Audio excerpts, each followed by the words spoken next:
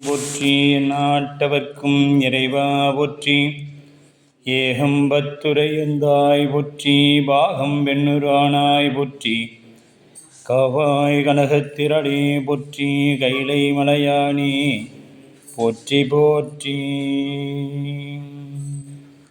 அரைசனே அன்பர்க்கடியனுடைய அப்பனே ஆவியோடு ஆக்கை பொறை பொறை கனிய புகுந்து நின்றுருக்கி பொய்யிருள் கடிந்த மெய்ச்சுடரே திரைபொறா மன்னும் அமுதத் தென்கடலே திருப்பெரும் துறை உரை சிவனே உரை உணர்வு இறந்து நின்ற உணர்வதோர் உணர்வே யான் உன்னை உரைக்குமாறு உணர்த்தேன்.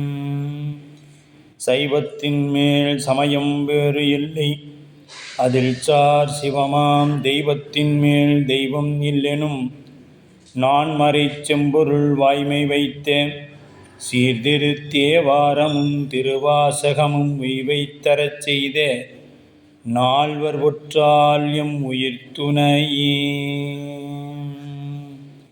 தில்லைவாழந்தனரே முதலாக சீர்படைத்த தொல்லையதாம் திருத்தொண்டர் தொகையடியார் பதம் போற்றி. ஒல்லையவர் புராணக் கதை உலகறிய விரித்துரைத்த செல்வமலி குன்றத்தூர் சேக்கிழாரடி போற்றி. ஈராண்டில் சிவஞானம் பெற்றுயர்ந்த மெய்கண்டார் இணைத்தாள் போற்றி. நாராண்ட வல்லடியாறு கருள் புரிந்த அருளந்தி நற்றாள் போற்றி. நீராண்ட கடந்தை நகர் மறைஞான சம்பந்த நிழல்தாள் போற்றி. சீராண்ட தில்லை நகர் உமாபதியார் சம்பதும திருத்தாள் போற்றி போற்றி. அங்கனன் கைலை காக்கும் அகம்படி தொழிமை பூண்டு நம் குரு மரபிற்கெல்லாம் முதற் குருநாதனாகி பங்கயம் துளவும் நாரும் வெத்திர படை பொறுத்த செங்கயம் பெருமான் நந்தி சீரடி கமலம் போற்றி.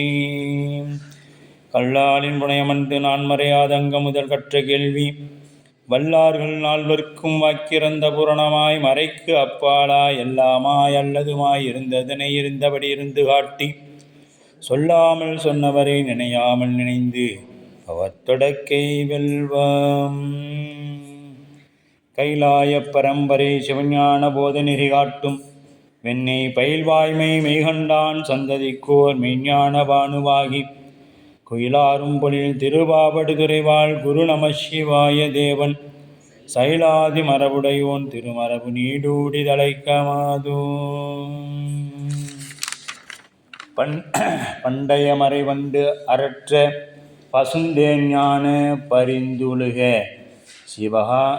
சிவகாந்தம் பரந்து நார கண்ட இருதய கமல முகைகள் எல்லாம் கண் திறப்ப காசினி மேல் வந்து அருட்கதிரோன் விண்டமலர் பொழில் புடைசூழ் வெண்ணெய் மேவும் மேகண்ட தேவன் மிகு சைவநாதன் புண்டரிக மலர்த்தாள் சிரத்தே மாளும் பொற்பாதம் எப்பொழுதும் போற்றுதல் செய்வம்.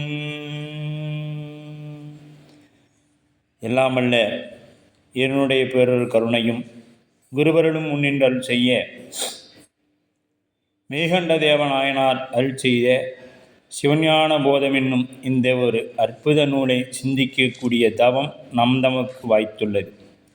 அவ்வகையிலே அருள் தரும் தேவகிரி அம்மையுடனாகிய அருள்மிகு நஞ்சுண்டேஸ்வர பெருமான் திருவடி தாமரைகளை மனம் மெய்களாலே போற்றி வணங்கியும் திருவாவடுதுறை ஆதின 24வது குருமகா சன்னிதானம் அவருடைய திருவடி தாமரைகளை மனமொழி மெய்களாலே போற்றி வணங்கியும் அருட்குருநாதர் திருவடிகளை முக்கரணங்களாலே பணிந்து இயக்குனரையா திருவடிகளை மனமொழி மெய்களாலே போற்றி வணங்கியும் அடியேனை இந்நன்னெறிக்கண் ஆற்றுப்படுத்திய ஆசிரியர் பெருமகனார் திருவடிகளை முக்கரணங்களாலே போற்றி வணங்கி கொண்டும் இங்கே வந்திருக்கக்கூடிய அத்துணை அடியார் பெருமக்கள் திருவடிகளையும் முக்கரணங்களாலே பணிந்து இவ்வகுப்பினை சிந்திக்க போற்றுதற்கு முயற்சிக்கிறோம். திருச்சிற்றம்பலம். திருச்சிற்றம்பலம். பெருமானுடைய பேரொரு கருணையினாலே நாம் சிவஞான போதம் என்னும் ஒரு அற்புத நூலிலே முதல் நூற்பாவை சென்ற வகுப்பானது சிந்தித்து நிறைவு பெற்று இரண்டாம் நூற்பாக்குள்ளே சென்றிருந்தோம். முதல் நூற்பா நமக்கு எதை நிலைநாட்டுகிறது என்பதை நாம் இப்பொழுது பார்ப்போம். முதல் நூற்பா எதை நமக்கு நிலைநாட்டுகிறது சொல்லுங்கம்மா. முதல் நூற்பா சிவம் முழுமுதற் கடவுள் என்பதை நமக்கு உறுதிப்படுத்தி சொல்லும். உலகம் ஒரு உள்பொருள். இந்த உலகம் ஒரு உள்பொருள். இது என்ன ஆகாது, தோன்றும் ஒடுங்குமே ஒழிய இல்லாது போகாது. உலகம் உள்பொருள். அது தோன்றி நின்று ஒடுங்கிடும் தன்மை உடையது. தோன்றி நின்று ஒடுங்கிடும் தன்மை உடையது. உலகம் என்பது ஒரு சடப்பொருள். அது தானே இயங்குமானா இயங்காது. அதை இயக்குவதற்கு ஒருவன் வேண்டும் எனவும், அதனை தோற்றுவித்து நிறுத்தி ஒடுக்குவதற்கு கர்த்தா ஒருவன் வேண்டும். இதை யாரை பார்த்தோம்? அதுக்கு அந்த கர்த்தாவா இறைவன். அதுக்கு உதாரணம் பார்த்தோமே, குயவன், மண். ஆமாம், அந்த கர்த்தா சங்காரகாரன். இந்த உலகம் அந்த கர்த்தாவின் வியாபகத்தில் நின்று தோன்றி ஒடுங்குதல், அவன் ஒருவனே கடவுள் என்பதை நமக்கு முதல் நூற்பா தெளிவுபடுத்தியது. ஏன் நாம் எல்லா கடவுளை விட சிவத்தை நாம் வணங்க வேண்டும் என்பதை நாம் தெரிஞ்சுக்கணும்.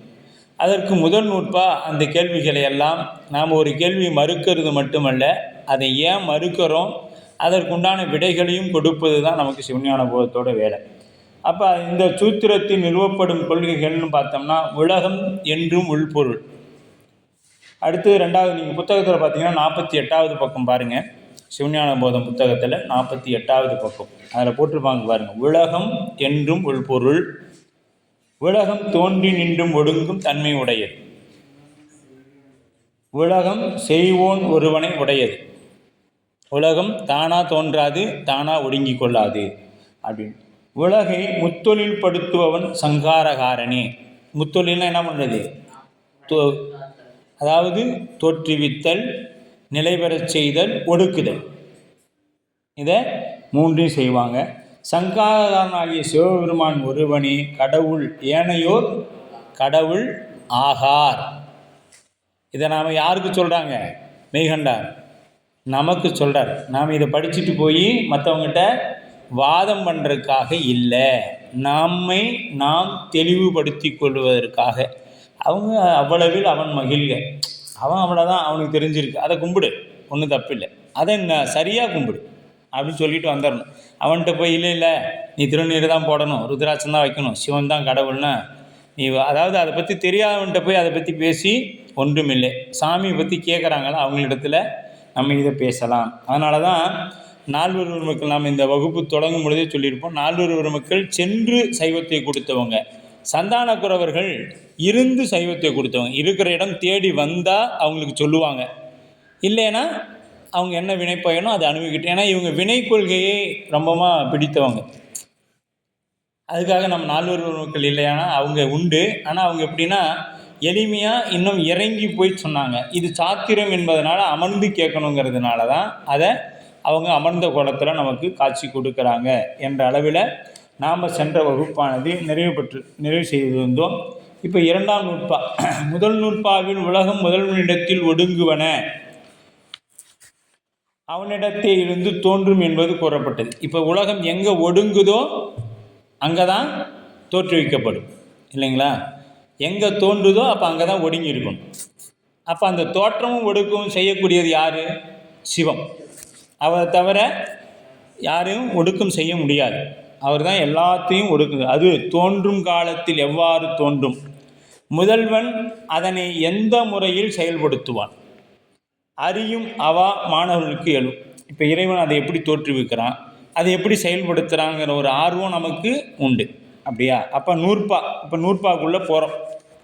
ஏன்னா நூற்பாவை படித்தோம்னா தான் அதை எப்படி பிரிக்கிறது அதெல்லாம் பார்க்க முடியும். அவையே தானேயாய் இருவினையின் போக்கு வரவு உரிய ஆணையின் நீக்கம் இன்றி நிற்கும் அன்றே. இதுதான் இரண்டாம் நூற்பா. அப்போ கருத்துரை பொருள் பார்த்தீங்கன்னா, ஒடுங்கி இருந்த உலகத்தை இறைவன் உயிர்களின் பொருட்டு மீள தோற்றுவிக்கலாகிறது. இப்போ இறைவன் எதற்காக தோற்றுவிக்கிறான்னா, உயிர்கள் உய்யும் பொருட்டாக. அதுதான் இந்த உலகத்தை தோற்றுவிக்கிறான். மறுதோற்றம் வரும் முறையை உணர்த்துவது இந்நூற்பாவின் கருத்து. அதுக்கு புனர் உற்பவம் அப்படின்னு பேர். நீங்கள் ஒரு குடமுழுக்கு கூட பார்த்தீங்கன்னா நிறைய 2-3 சொல்லுவாங்க. அதில் நிறையா வகைகள் இருக்குது. அது புனருற்பவ குடமுழுக்கு அப்படின்னா இருக்கிறத சரி செய்து குடமுழுக்கு செய்கிறது. அந்த மாதிரி அது மாதிரி புனருற்பவம்னா புதிதாக இருக்கிறதை மீண்டும் புதுப்பித்து கொடுக்கக்கூடியது ஆகிய ஆசிரியர் இதில் கூறுறாரு. இப்போ நூற்பாவின் பொருள் என்னன்னு பார்த்தீங்கன்னா,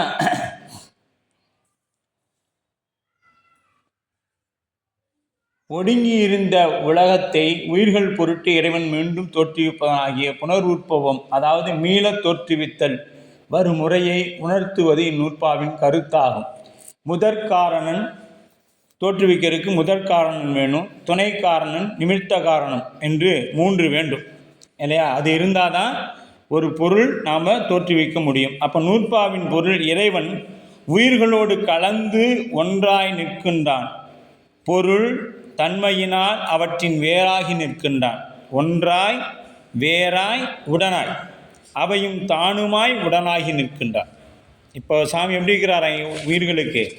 ஒன்றாய் வேறாய் உடனாய். இப்போ ஒன்றாயினா எப்படி? ஒரு கேள்வி வரணும். வந்துச்சா வரலையா? வரல, கேள்வியே வரலையா? இப்போ உயிர்களோடு இசைந்து நின்று இருவினைகளை நெருக்கி ஏற்ப அவை இருத்தல் பிறத்தல்களை புரியும் வண்ணம் செய்விப்பான். அடுத்தது, இவ்வாறெல்லாம் அவன் செய்விப்பது தானே சக்தியினாலே, அதனால தான் ஆணையின் நீக்கமர நிற்குமென்றே அப்படின்னார்.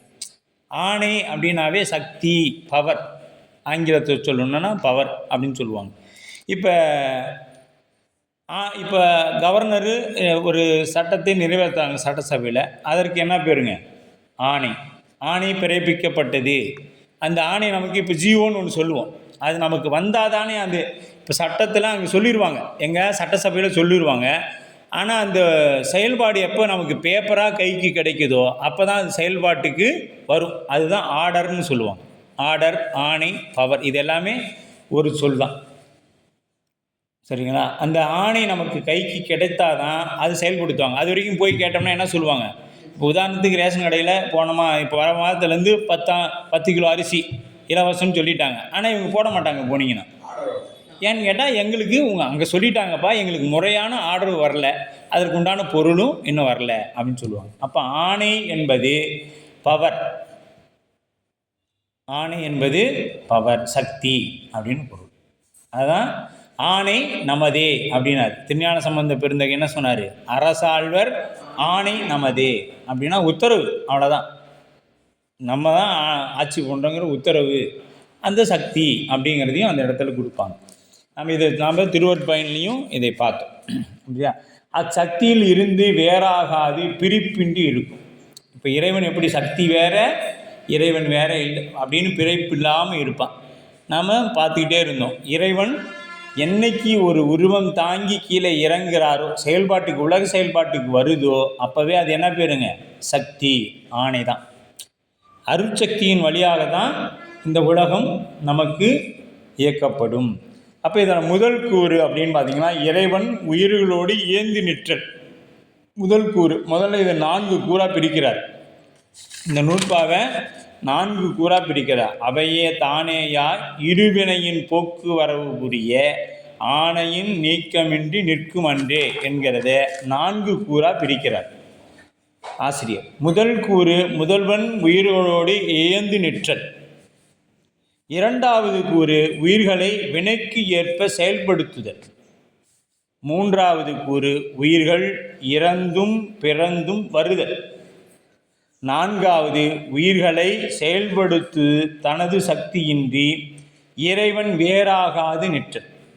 எப்போ உயிர்களை செயல்படுத்தும் பொழுது தனது சக்தியின்றி இறைவன் வேறாகாது உயிரோடு கலந்து நிற்றல். இதை 4 கூறாக பிரிக்குது. அப்போ முதல் கூறு, இறைவன் ஒடுக்கிய உலகத்தை உயிர்களுக்காக தோற்றுவிக்கின்றான் என்றால் உயிர்களும் அவனுக்கும் என்ன சம்பந்தம்? இப்போ உயிருக்கும் அவனுக்கும் என்ன சம்பந்தம் அப்படின்னு ஒரு கேள்வியை கேட்டுக்கணும். எதுக்கு? இறைவன் ஒடுக்கிய உலகத்தை எதுக்கு தோற்றுவிக்கணும்? அது ஒடுக்கிட்டார், மீண்டும் தோற்றுவிக்க வேண்டிய அவசியம் என்னன்னு பார்த்தீங்கன்னா, அப்போ ஆன்மாக்கள் உய்வு பெறும் பொருட்டாக உயிர்கள் அவனுக்கு என்ன, அப்போ இதுக்கு இந்த உயிருக்கும் அவனுக்கு என்ன சம்மந்தம் இருக்குது? ஏன் தேவையில்லாமல் உயிர் விஷயத்தில் தலையிடும் இறைவன்? அவர் பாட்டுக்கு இருக்கலாமே, சொல்லுவாங்கள்ல, அவன் பாட்டுக்கு சிவனியன் தான் இருந்தான் அப்படின்னு சொல்கிறோம்ல, அது மாதிரி அவர் பாட்டுக்கு இருந்திருக்கலாமே, ஏன் தோற்றுவிக்கணும்? இதற்கு விடை கூறுமாறு அவையே தானேயாய். எதுக்கு? அந்த முதல் பாருங்க, முதல் கூறுக்கு அவையே தானேயாய் அப்படிங்கிறதுக்கு தான் இது. இதற்கு விடை கூறுமாறு எந்த கேள்விக்கு? இந்த கேள்விக்கு முதல் கூறு. இதுக்கு விடை கூறுறதுக்கு அவையே தானேயாய் அப்படின்றார். அப்போ அத்துவீதம் அத்வைதம் அப்படின்னு கேள்விப்பட்டிருப்பீங்க. அத்வைதம் அப்படிங்கிறது இப்போ இந்த அத்வைத கொள்கையை இந்த இடத்துல நிறுவுறார், அதை மறுத்து சொல்கிறார். அத்வைதத்தை எப்படி அப்படின்னு சொல்லிட்டு சொல்கிறார். இறைவன் தனது பெரும் நிறைவில் உயிர்களை அடக்கி கொண்டுள்ளார். கடல்வெளி நீர்பரப்பை தன்னுள்ளே அடக்கி கொண்டுள்ளது போல. இந்த கடல்வெளி நீர்பரப்பு, இந்த கடல்ங்கிறது எதுங்க? நிலம். நிலம்தான் கடல். அப்போ கடல்வெளி நீர்பரப்பை தன்னுள்ளே அடக்கி கொண்டிருக்கு. அந்த நீரை தனக்குள்ளே அடக்கி வச்சிருக்குது. தன்னுள் அடக்கி நிற்கும் உயிர்களோடு அவன் உடனாய் கலந்து பிரிப்பின்றி நிற்கிறான். இறைவன் உயிரோடு என்ன பண்ணுறான்? பிரிப்பின்றி நிற்கிறான். அத்வீதம் அல்லது அத்வைதம் என்ற பெயர் சொல்ல குறிப்பிடப்படுவதாகும். இதனால் இதுக்கு அத்துவீத கலப்பு. இந்த கலப்புக்கு பேர் என்ன கலப்புங்க?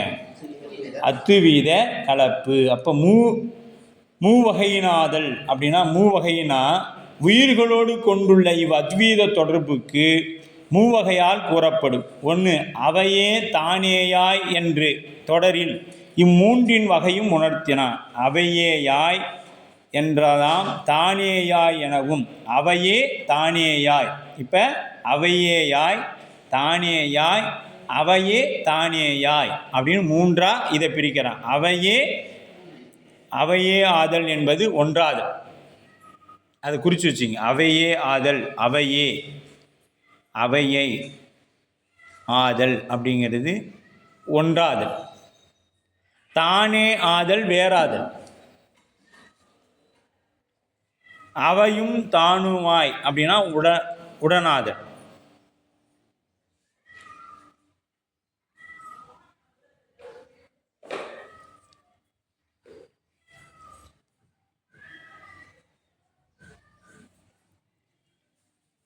இப்போ ஆணை என்று வருது, அது சிங்க நோக்காக பார்த்தோம்னா ஆணையின் எது நீக்கமின்றி ஆணையின் வரவு புரிய போக்கு வரவு புரிய ஆணையின் நீக்கமின்றி நிற்கும்.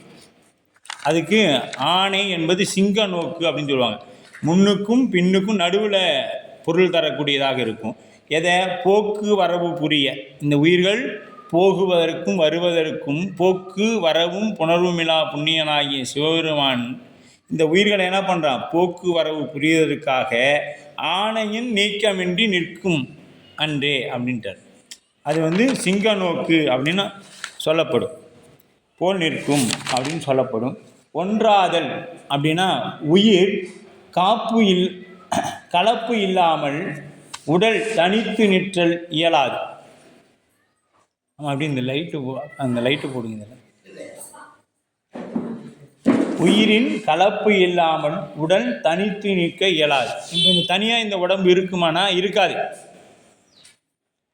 தனியாக உடம்பு இருந்தால் என்ன ஆகிடும்? 3 நாளில் அது அவ்வளோதான். அதுபோல் இறைவனது கலப்பு இல்லாமல் எந்த ஒரு பொருளும் இருப்பு என்பது இல்லை. அந்த பொருள் அத்தன்மையோடு இருப்பது இறைவனது கலப்பினாலே ஆகும். இப்போ இறைவன் கலப்பு இல்லாமல் எந்த பொருளும் இல்லை.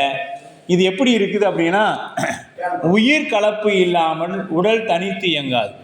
இப்போ இந்த உடல் இயங்கணும்னா இதுக்கு என்ன தேவை? உயிர் வேணும்.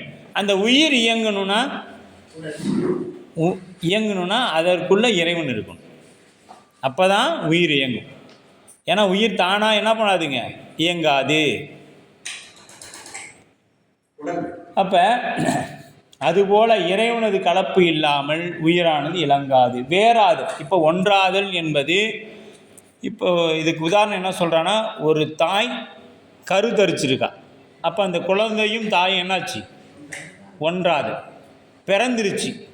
பிறந்த பிறகு வேறாது வளர்ந்துருச்சு. அப்போ உடனாது வேறாது ஒன்றாய் உடனாய். உடனாய் என்பது நாம் பிறந்த உடனே அந்த தாயிட்ட பால் குடிச்சிக்கிட்டு அது ஒரு குறிப்பிட்ட ஒரு 5 வருடம் 18 வருடம் அந்த மேஜர்னு சொல்லக்கூடிய வயது வரைக்கும் தாய் தந்தையோட கண்ட்ரோலில் இருக்கும். அதுக்கு பின்னாடி என்ன சொல்லும், எல்லாம் எனக்கு தெரியும். இப்போ என்ன ஆயிடுச்சு, எல்லாம் எனக்கு தெரியும். இப்போ நாம் சொல்கிறோம்ல,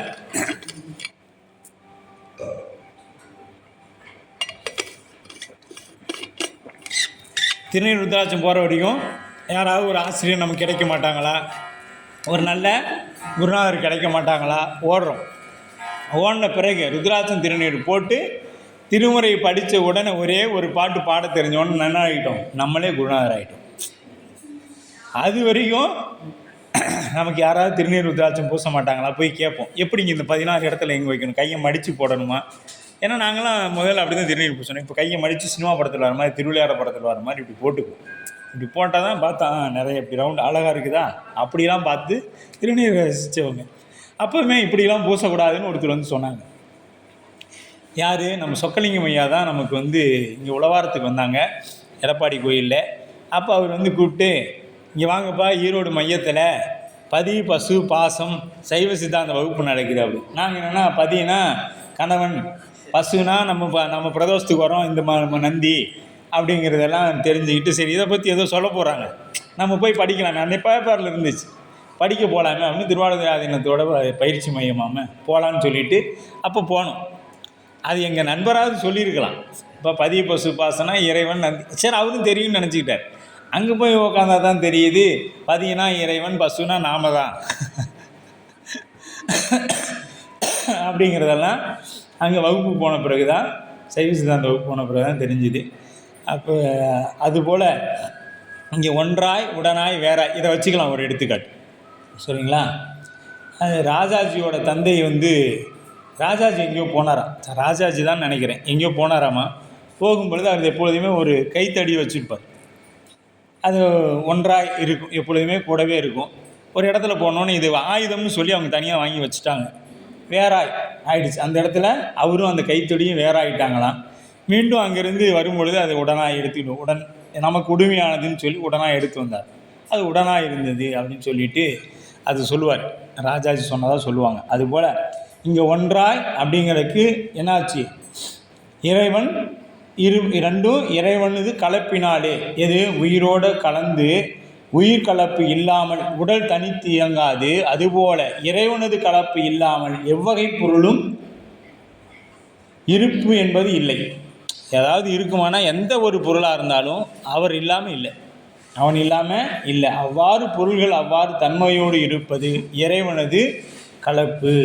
இப்போ எப்படி தாயோட வயிற்றுக்குள்ளே அந்த குழந்தை இருக்குதோ அதுபோல். அடுத்தது வேறாத கண்ணொளியோடு கலந்து நின்று சூரிய ஒளி போல், கண்ணொளியோடு கலந்து நிற்கக்கூடிய சூரிய ஒளி போல். இது எப்படி அப்படின்னு பார்த்தோம்னா, இப்போ சூரியனை இல்லாமல் நம்மளால் கண் தெரியுமா அப்படின்னா தெரியாது. இப்போ கண் இருக்குது இல்லை, அதுக்கு ஒளியும் இருக்குது இல்லை, பார்க்கலாம் இல்லை. சூரியன் இல்லை, சூரியன் இல்லைன்னா போட்டு நமக்கு தான் கண் தெரியுது இல்லை.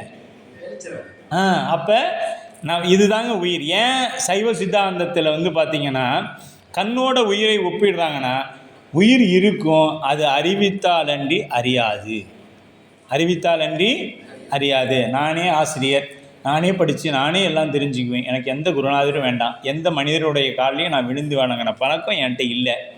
இதெல்லாம் நம்ம பேச்சு வழக்கில் நிறைய பேர்கிட்ட கேட்டிருக்கோம். ஆனால் உயிர் என்றும் தனித்து இயங்காது, அது உணர்த்துவதற்கு ஒருவர் வேண்டும் தானாக. அதனால தான் சூரியனோடு கண்ணொளியோடு கலந்து நின்ற சூரிய ஒளியை போல். கண்ணொளி தானே உருவத்தை காண மாட்டாது. இப்போ தானாக இந்த லைட்டெல்லாம் ஆஃப் பண்ணிட்டு சூரிய ஒளியெல்லாம் இல்லாமல் இருட்டில் எல்லாம் இங்கே இருக்கும், எல்லா பொருளும் அங்கங்கே இருக்கும். நம்மளால் போய் அறிந்து கொள்ள முடியுமானா என்ன ஆகாது, அறிந்து கொள்ள இயலாது. அதுபோல் அவருக்கு ஒளிகளும் இயந்து நிற்கின்றது என்பது புலனாகும். இப்போ இந்த கண்ணொளி காண வல்லதாகும். எனவே காட்சியின் போது அவ்விரு ஒளிகளும் இசைந்து நிற்பது. இந்த கண்ணொளியும் சூரிய ஒளியும் சேர்ந்தாதான் என்ன பண்ண முடியும்? ஒரு பொருளை காண முடியும். இதற்கு பேர் என்னங்க? ஆமாம், வேறுபட்டு நிற்றல். ஏன்னா இப்போ சூரியன் வேறா நிற்கிறான், வேறா இருந்து நமக்கு என்ன பண்ணுறான்? ஒரு பொருளை காட்டுகின்றான். அதுபோல் இறைவனும் என்ன பண்ணுறான்? நமக்கு வேறாக இருந்தும் சூரிய ஒளி கண்ணிற்கு பொருளை காட்டு நிற்பது தன்மையால் வேறுபட்டு நிற்கும். கண்ணொளியோடு கலந்து நிற்கும் சூரிய ஒளி போல உயிர் ஒரு பொருளை அறியும் இடத்து உயிரோடு இறைவன் இயந்து நிற்பான். இறைவன் உயிரும் பிரிந்து அறியாதவாறு இயந்து நிற்கும் அந்நிலையினை உயிர் பொருளை அறியாதவாறு இறைவன் உயிருக்கு அறிவிப்பனாய் நிற்கும் தன்மையினால் வேறுபட்டு நிற்கின்றான். உயிருக்கு அறிவிக்கிறதுனால் இதாகிய உயிர்களின் அறிவை விளங்குவதற்கு சடமாகிய பிற பொருள்களை இயங்காது. இப்போ சடமாகிய இந்த பொருளை இயக்குவதற்கு என்ன தேவை? உயிர் வேணும். அந்த உயிரை இயக்கிறதுக்கு அந்த உயிர் தானாக என்ன பண்ணாது? இயங்காது. அந்த உயிரை இயக்குவதற்கு இறைவன் என்பவன் ஒருவன் வேணும். இறைவன் வேறாய் நின்று இன்றியமையாதாக. இப்போ இறைவன் என்ன பண்ணும்? இந்த சூரியன் போல தனியாகவும் இருக்கணும், அதுக்கு அடுத்தது உள்ளிருந்தும் உணர்த்தணும். இதை ரெண்டையும் செய்யணும். ஒன்றாய் உடனாய் வேறாய். எப்படி பதி பசு பாசம் சொல்கிறோமோ அதுபோல் தொடர்ந்து இது வந்து கொண்டே இருக்கும் பாடத்தில். ஒன்றாய் உடனாய் வேறாய் அப்படிங்கிறது வந்து கொண்டே இருக்கும். அப்போ சித்தாகிய உயிரின் அறிவை விளங்குதற்கு சடமாகிய பிற பொருளை இயக்குதற்கும் இறைவன் வேறாய் நிற்றல் இன்றியமையாததாகிறது. இப்போ சித்துனா என்ன? அறிவு பொருள் உயிர். இதை இயக்கருக்கும் சடப்பொருளாகிய இந்த உலகத்தை இயக்குவதற்கு என்ன பண்ணணும்? இறைவன் கட்டாயம் நமக்கு தேவை. உடனாதல் அப்படின்னு சொல்கிறேன். அடுத்தது உடனாதல். அப்போ உயிரறிவு பொருளை அறியும்படி இறைவன் அதனோடு தானும் உடன் நின்று அறிய வேண்டும். அப்போ இறைவன் அது உடன் நின்று அறியலாம் அப்படின்னு வச்சுக்குவோம். இதற்கு உதாரணம் என்ன சொல்கிறேன்னா, நீங்கள் பிட்டுக்கு மண் சுமந்த படல் திருவிளையாடல் புராணம், அங்கே சாப்பிட்டது யார்? இறைவன் சாப்பிட்டான். எல்லாருக்கும் வயிறு ரொம்பினுச்சா? இல்லையே. இறைவன் விட்டு சாப்பிட்டா நம்ம எல்லாருக்கும் வயிறு நம்பி இருக்கணுமே, நம்மள தானே. ஆனால் அவர் அடி வாங்கும் பொழுது எல்லாத்துக்கும் வந்துச்சு. அடி வாங்கும் பொழுது எல்லாத்துக்கும் வந்துச்சு, சாப்பிட்டாரு. அப்போ அது எல்லாருக்கும் போகலை. ஏன்? அதுதான் அந்த இடத்துல வேறாக இருந்தான். எப்போ? உணவு சாப்பிடும் பொழுது வேறாக இருந்தான், அடி விழும் பொழுது உடனாயிட்டான். அடி விழும் பொழுது உடனாயிட்டான், எல்லாருக்கும் போய் சேர்ந்துருச்சு.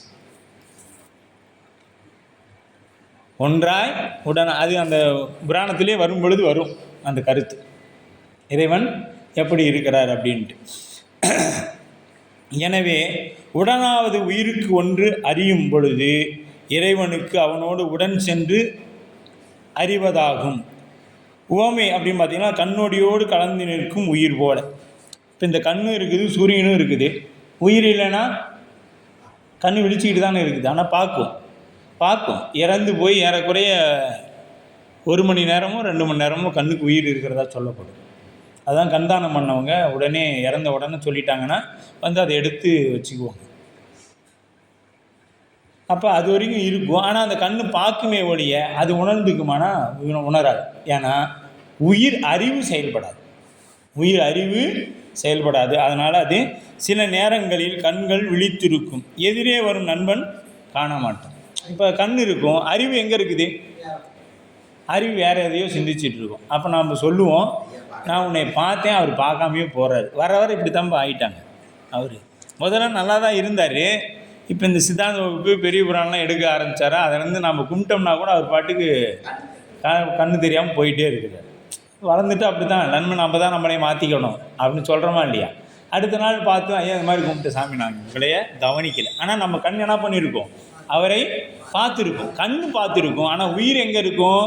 ஒன்று உயிர் காதில் இருந்திருக்கும், இல்லையா என்ன பண்ணியிருக்கோம்? எங்கேயா ஒரு சிந்தனையில் இருந்திருக்கும். அது வேற ஒன்றை நினைத்து கொண்டு இருக்கும். அப்போ கண் விழித்து கொண்டு இருக்கும் பொழுதே, இப்போ நீங்கள் எல்லாம் வகுப்பு கேட்குறீங்க அப்படின்னு நினச்சிக்கிட்டு இருக்கிறேன். ஆனால் இங்கே நாம் வகுப்பு கேட்குறோமா என்னன்னு நமக்கு தெரியும்? கேஸை ஆஃப் பண்ணிட்டு வந்தோமா இல்லையா தெரியலையே. பால் வச்சோம், வகுப்பு நேரம் தண்ணியை குடித்தோம், கேஸ் ஆஃப் பண்ணோமா இல்லையா அப்படின்னு ஒரு சிந்தனை நமக்கு வருமே. இப்போ இப்போ தான் வர வச்சுருவோம். அப்படி ஒரு நமக்கு சிந்தனை வரும். அப்போ நாம் கண் இங்கே இருக்குது, நீங்கள் உடம்பும் இங்கே தான் பார்த்துக்கிட்டு இருக்குது. ஆனால் சிந்தனை அறிவு எங்கே இருக்குது? நம்ம சமையல் கட்டில் இருக்குது. அதுபோல் இந்த அறிவு என்ன பண்ணும்? இந்த கண் மிடித்து கொண்டே இருந்தாலும் வேறொரு சிந்தனையில் இருந்துச்சுன்னா உயிர் எங்கே இருக்குதோ அங்கே தான் அது செயல்படும். உயிர் அறிவு எங்கே இருக்குது? உயிர்னா உயிர் உடம்பு முழுக்க இருக்குது. உயிர் அறிவு எங்கே செயல்படுதோ அந்த ஒன்று தான் செயல்படும். இந்த உயிர் எப்பொழுதுமே ஒரு செயலை மட்டும்தான் செய்யும். உயிர் என்ன பண்ணுங்க? ஒரு செயலை மட்டும்தான் செய்யும்.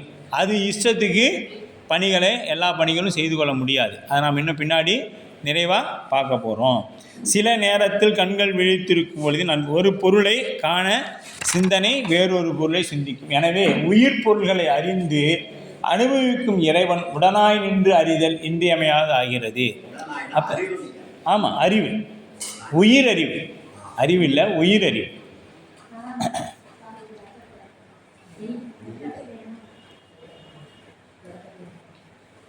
இங்கனம் ஒன்றாக நிற்றல், வேறாக நிற்றல், உடனாக நிற்றல் என்பது மூன்று தன்மையும் ஒருங்கே விளங்க நிற்கும் நிலையை அத்துவீதம் எனப்படும். இது எல்லாம் ஒன்றா இருக்கிறதுக்கு பேர் அத்துவீத கலப்பு. ஒன்றாய், உடனாய், வேறாய். இதுக்கு பேர் என்ன கலப்பு? அத்துவீத கலப்பு. ஆமாம், இதுக்கு பேர் என்ன கலப்புங்க? ஒன்றாய், உடனாய், வேறாய் கலந்து இருக்கிறதுக்கு என்ன பேருங்க? அத்துவீதம் அப்படின்னு பேர். இதனை அத்வைதம். ஆமாம் ஆமாம், அவர் தான் அகம். சொல்லுங்கள், நீயே கடவுள் நானே கடவுள்னு பாரு. அதை பின்னாடி மறுக்கிறோம் இல்லை அப்படின்ட்டு மறுக்கிறோம். மெய்கண்டார் இதில் எத்தனை பேரை மறுத்துட்டு வருவார்னு பின்னாடி சொல்லுவார் பாருங்கள். இதனை திருஞான சம்பந்தர் ஈராய் முதல் ஒன்றாய் இரு பெண் ஆண் குணம் மூன்றாய் மாமறை நான்காய் வரு பூதம் அவை ஐந்தாய் ஆராய் சுவை ஏழோசையோடு எட்டு திசை தானாய் வேறாய் உடனானான் இடம் வீழி மிளலையே அப்படிங்க திருவீழி மிளலை தளத்தில் சொல்கிறார். ஈராய், ஈராய்னா முடிவில்லாத. ஈராய் முதல் ஒன்றாய் இரு பெண் ஆண் குணம் மூன்றாய். இரு பெண் ஆண் குணம் பெண் ஆண் அப்படிங்கிறது இரண்டாகவும் குணம் மூன்றாகும். மூன்று குணம்னா என்னங்க சாமி? மூன்று குணம் என்னங்கய்யா?